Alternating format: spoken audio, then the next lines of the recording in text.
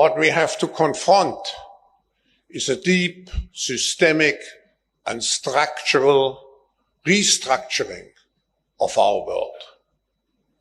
And this will take some time. And the world will look differently after we have gone through this transition process. Can you translate that for us? What is he really talking about?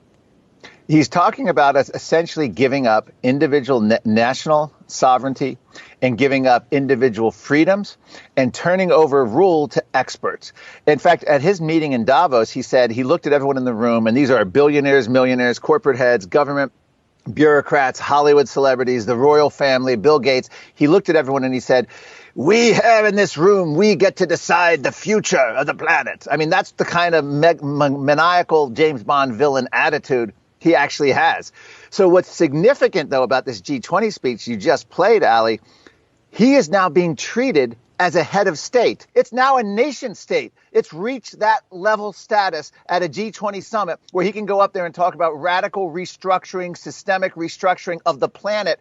And he gets literally the same VIP treatment. And what's amazing about that is, how did he get to this position of power? Well, in the book, I go back, it's founded in 1971. And the key to the way the World Economic Forum is so powerful, they found a way for businesses, academics, and lobbyists and fundraisers to meet with politicians off the books, outside the purview of lobbying, regulators, any oversight. And they have these annual meetings, and it's a free-for-all where you get corporations, government, celebrities, academia, all together, and they're meeting, they're talking, I hate to use the word conspiring, but they're planning. And this is how you end up with things like environment, social governance, ESG. This is how you end up with all of these corporate mandates. And what ultimately comes out of this, and this is the simplest way of looking at it, the Great Reset, the World Economic Forum, this whole agenda is to make it so we have no choice on some of the biggest questions of our lives, and just even down to the smallest. And here's a few examples.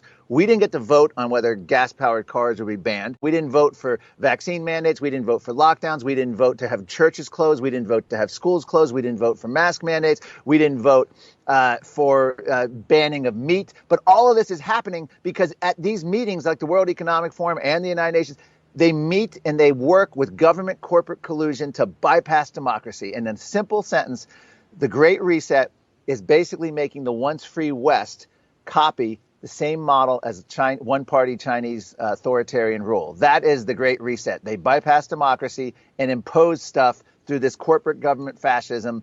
And we get told what's happening. We don't get to vote on it. There's no hearings in Congress. There's no town halls. There's no switchboards lighting up for a big vote. None of it. We're just told the car's gone. Your meat eating's going. Yeah. We're creating energy shortages. Sorry, you need a vaccine to go into this place. Sorry, your schools are closed. Sorry, your churches are closed. What? Huh? How did that happen? The Great Reset.